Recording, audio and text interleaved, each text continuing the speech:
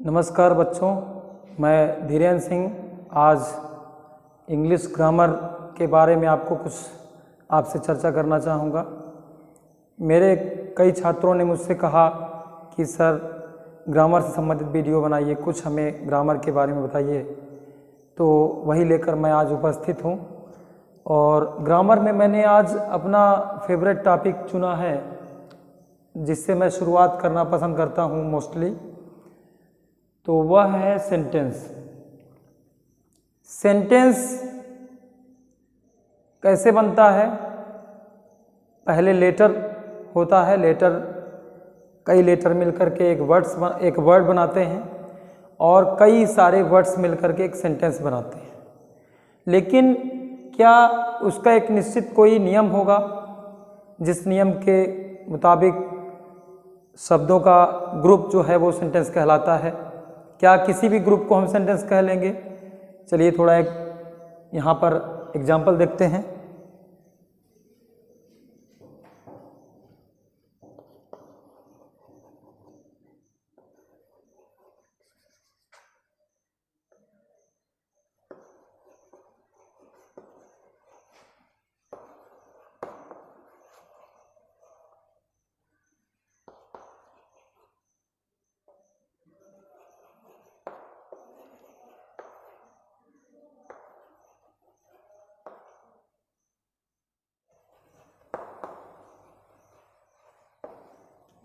यहाँ पर आप देख रहे हैं कि मैंने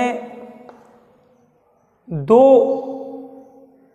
ग्रुप ऑफ वर्ड्स यहाँ लिखा है। यहाँ दो ग्रुप ऑफ वर्ड्स हैं। एक ग्रुप में राम, भोपाल, टू, गो जैसा लिखा है।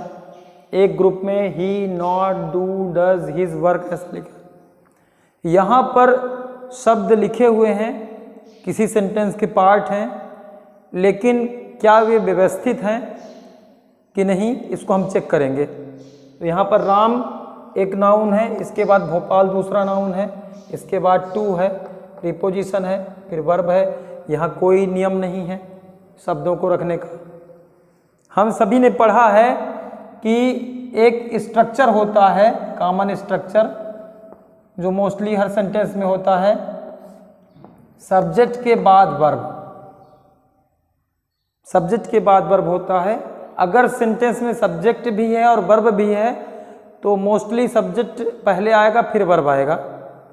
हाँ, ये अलग बात है कि प्रश्नवाचक होगा तो वहाँ हेल्पिंग वर्ब पहले हो जाएगा, फिर सब्जेक्ट, फिर मेन वर्ब होगा, है ना। लेकिन मेन वर्ब कभी सब्जेक्ट के पहले नहीं आता, या तो फिर अगर मेन वर्ब स्टार्टिंग में होगा तो फिर सब्जेक्ट नहीं होगा, वहाँ पर फिर ऑर्डर होगा या रिक्वेस्ट होगा, ठीक है ना। तो यहाँ पर मोस्टली पहले सब्जेक्ट होना चाहिए, फिर वर्ब होना चाहिए सेकंड नंबर पर, फिर अन्य चीज़ें, वर्ब में हेल्पिंग वर्ब, मेन वर्ब, है ना, बहुत सारी चीज़ें हैं। तो ये अभी हम मुख्य बात समझते हुए चलें। वे बच्चे जिनको अभी ये बेसिक्स नहीं मालूम है कि सेंटेंस एक ऐसी चीज़ होती है जिसमें एक सब्जेक्ट और एक वर्ब जरूर होना चाहिए, ठीक है ना। तो यहाँ पर ध्यान दीजिए आप, दोनों में एक वर्ब जरूर है, यहाँ भी एक वर्ब है, ठीक है, और एक सब्जेक्ट भी है दोनों में, ठीक है। लेकिन क्या ये प्रॉपर रखा अरेंज्ड है? नहीं, प्रॉपर अरेंज नहीं, इसको हमें रीअरेंज करना है। तो हम यहाँ रीअरेंज करके लिखेंगे। रीअरेंज करके मैं लिख रहा हूँ, तो यहाँ पर पहले क्या हो जाएगा? सब्जेक्ट, फिर वर्ब। अब ये आप में से कई लोग जानते होंगे कि गोज वर्ब के बाद टू प्रीपोजिशन आता है।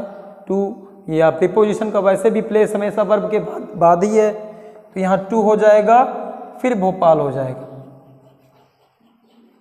ठीक। इसके बाद एक ये निगेटिव सेंस में यहाँ नॉट आया है, मतलब निगेटिव सेंस में है स्ट्रक्चर, तो इसको भी रीअरेंज करेंगे। ही के बाद आपको ये बताना चाहूँगा कि जब कोई निगेटिव सेंटेंस होता है तो उसमें अगर नॉट आया है तो उसके पहले हेल्पिंग वर्ब जरूर होगा, फिर नॉट होगा, फिर मेन वर्ब होगा, ठीक है। तो यहाँ पर ये दो स्ट्रक्चर यहाँ पर फॉलो हो रहे हैं। तो यहाँ पर क्या होगा, जो बच्चे पहली बार ये सेंटेंस पढ़ रहे हैं तो वो स्ट्रक्चर को बहुत ध्यान केवल ये समझेंगे कि इसके अनुसार ये रखा जा रहा है ना, ऐसा क्यों हो रहा है। ज़्यादा क्वेश्चन नहीं करना है अभी शुरुआत में, तभी आपको ग्रामर समझ में आएगा। क्वेश्चन आपके दिमाग में तब उठना चाहिए जब आप ग्रामर थोड़ा समझने लगो। जब तक आप ग्रामर बिल्कुल नहीं जानते हो तो आपके मन में क्यों कम से कम आना चाहिए। आपको क्या बताया जा रहा है इस पर गौर करना है, ठीक है। जब आपको कुछ समझ में आने लगे तब फिर क्यों का क्वेश्चन करिए कि ऐसा क्यों हो रहा है। तो यहाँ पर ही पहले हो जाएगा सब्जेक्ट, फिर हेल्पिंग वर्ब क्या है बच्चों, डज है, फिर क्या है, नॉट हो जाएगा, निगेटिव वर्ड है ना, यहाँ पर दिया है जैसे। फिर मेन वर्ब ये है डू, इसको रखेंगे है ना, ये कंप्लीट बन गया सेंटेंस, ठीक है। तो सेंटेंस की डिफिनीशन यहाँ बोर्ड पर मैंने लिखा हुआ है पहले से, आप इसको गौर करिएगा। उसको ये दोनों सेंटेंस दोनों ग्रुप ऑफ वर्ड्स फॉलो कर रहे हैं कि नहीं। A group of words which makes a complete sense is called a sentence. शब्दों का ऐसा समूह जो कि अपना पूरा अर्थ दे वो क्या कहलाता है, सेंटेंस कहलाता है। और शब्दों का ऐसा समूह जो अपना पूरा अर्थ ना दे तो वह सेंटेंस नहीं कहलाता है, ठीक है। तो एक सेंटेंस की बाध्यता क्या है सेंटेंस होने की, किसी भी ग्रुप ऑफ वर्ड्स के, कि उसमें कम से कम वन सब्जेक्ट और वन प्रेडिकेट या वन वर्ब होना ही चाहिए, ठीक है। प्रेडिकेट में चाहे केवल वर्ब बस ही हो, ठीक। जैसे मान लीजिए कोई कहता है कि वह जाता है, ही गोज, तो एक सब्जेक्ट और एक वर्ब है उसमें, है ना। मैं आता हूँ, आई कम। अब इसके आगे प्लेस नहीं बताया गया है, I come to school, I come to my home, I come go to market, है ना। तो ये इस तरह से एक सेंटेंस का भी परिचय हम लोगों ने लिया। अब इसके टाइप्स पर अभी हम चर्चा करते हैं, तब तक आप इसको रिवाइज करिए, ठीक है ना। बच्चों आप देखिएगा यहाँ पर डिफिनीशन के बाद मैंने काइंड से यहाँ ब्लैक बोर्ड पर लिख दिया है। आप यहाँ देख रहे हैं एक बीच में लाइन है और दोनों साइड अलग अलग टाइप सेंटेंस के लिखे हुए हैं। यहाँ दो कैटेगरी है सेंटेंस की, एक है based on expression. Expression means भाव की अभिव्यक्ति। हम अपना भाव लोगों के बीच जितने प्रकार से शेयर करते हैं, जितने प्रकार से हम लोगों के बीच अपने भाव बांटते हैं, तो वो सारे टाइप इस सेंटेंस में हैं। हम लोगों से प्रश्न पूछते हैं या कोई समाचार कोई जानकारी देते हैं तो वो असर्टिव सेंटेंस हो गया।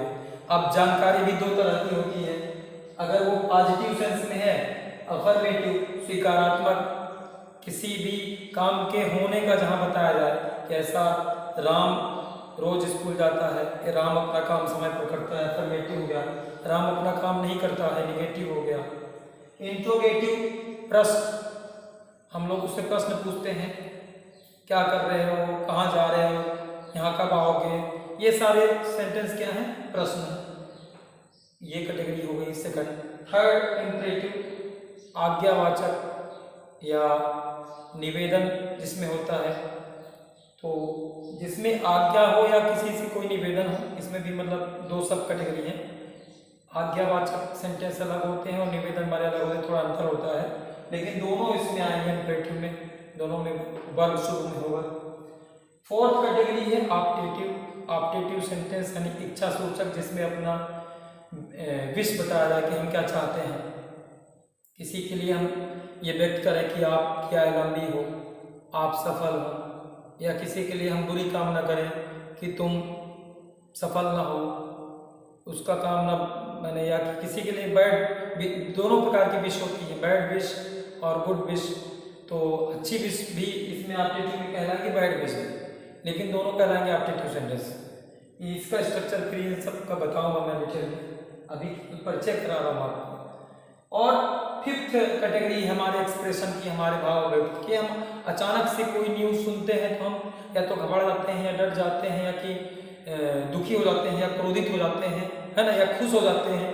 तो हमारे अंदर आने वाले अचानक भाव को व्यक्त करने वाले भी शब्द होते हैं। और उसको उन शब्दों को विस्मयादि बोधक शब्द हिंदी में कहते हैं, इंग्लिश में एक्सक्लेमेटरी वर्ड कहते हैं, और ऐसे सेंटेंस को एक्सक्लेमेटरी जिनमें एक्सक्लेमेशन आश्चर्य का बोध है, सडन फीलिंग। अब इसके बाद दूसरी कैटेगरी जो है सेंटेंस की, ये किस आधार पर हो गए, हमारे भाव अभिव्यक्ति के आधार पर, या कि जो सेंस निकलता है सेंटेंस में उसके आधार पर। ये 5 कैटेगरी हो गई। अब दूसरी कैटेगरी है जिसमें 3 टाइप है सेंटेंस के, वो है संरचना के आधार पर। आप देखते हैं कि कोई पाठ जब हम पढ़ते हैं या कोई समाचार पढ़ते हैं तो कई बार तो वाक्य छोटे छोटे होते हैं, कई बार ऐसा होता है कि 2-3 वाक्य जुड़े रहते हैं कि वह वहाँ पर गया लेकिन वे लोग वहाँ पर उपस्थित नहीं थे और वह वापस घर लौट आए। वह वहाँ पर गया, एक सिंपल सेंटेंस, लेकिन वे वहाँ पर उपस्थित नहीं थे, ये दूसरा सिंपल सेंटेंस, और वह वापस लौट आया, ये और लेकिन यहाँ जोड़ रहे हैं। तो यहाँ 3 सेंटेंस मिलकर के एक कॉम्प्लेक्स सेंटेंस बना रहे हैं। ठीक है, इसमें भी 3 कैटेगरी है, सिंपल सेंटेंस यानी एक सब्जेक्ट और एक वर्ब, और कंपाउंड सेंटेंस में एक सब्जेक्ट और एक वर्ब से ज्यादा भी हो सकते हैं, ज्यादा होगा ही तभी कंपाउंड या कॉम्प्लेक्स कहलाएगा। कंपाउंड या कॉम्प्लेक्स सिंपल से ही बनते हैं। ठीक है, जब सेंटेंस दो इस प्रकार के जुड़ते हैं कि उनका बराबर महत्व होता है दोनों का, एंड से जुड़े, बट से जुड़े, अदरवाइज से जुड़े, तो वहां पर कंपाउंड सेंटेंस कहलाता है। लेकिन जब कोई ऐसा वर्ड आ जाए जोड़ने के लिए जो कि एक को दूसरे पर डिपेंडेंट बना दे, रीजन बताए, है ना, तो जैसे बिकॉज मैं स्कूल नहीं आ पाया क्योंकि मैं कल बीमार था, है ना, complex sentence, as, because, since, for, yet, इन सब का यूज करने और सो दैट, ये सब जिन सेंटेंसेस में यूज होते हैं वो कॉम्प्लेक्स सेंटेंस कहलाते हैं। तो ये जैसा कि नाम से ही स्पष्ट है, कॉम्प्लेक्स थोड़ा जटिल है ये, इसके बारे में हम लोग सबसे बाद में देखेंगे। तो हम लोग अभी जब डिटेल देखेंगे तो आगे के वीडियो में आपको डिटेल बताऊंगा। आज इस वीडियो में केवल मैं आपको इनका परिचय करा रहा हूँ कि ये क्या होते हैं। सिंपल सेंटेंस मतलब एक सब्जेक्ट प्लस एक वर्ब, ठीक है, और इसमें 2 सब्जेक्ट और 2 वर्ब, मतलब ऐसा भी हो सकता है कंपाउंड या कॉम्प्लेक्स में कि एक ही सब्जेक्ट हो लेकिन वर्ब अलग अलग हो, एक ही व्यक्ति 2 अलग अलग काम कर रहा हो, है ना, या एक काम कर रहा हो लेकिन दूसरा काम ना कर रहा, है ना, वह स्कूल आता है लेकिन पढ़ाई नहीं करता है ना, he comes to school but he doesn't do his studies, ठीक है ना। तो इस तरीके से यहाँ पर संरचना के आधार पर सेंटेंस के 3 टाइप हैं, आप जैसा कि देख रहे हैं। तो इन सब का डिटेल मैं आपको आगे के वीडियोस में बताऊंगा। आज बस इतना ही, आज आपको इनका परिचय कराना था और आगे के वीडियोस में मैं इसका डिटेल बताऊंगा। और तब तक के लिए आप पढ़ाई करते रहिएगा। धन्यवाद, नमस्कार।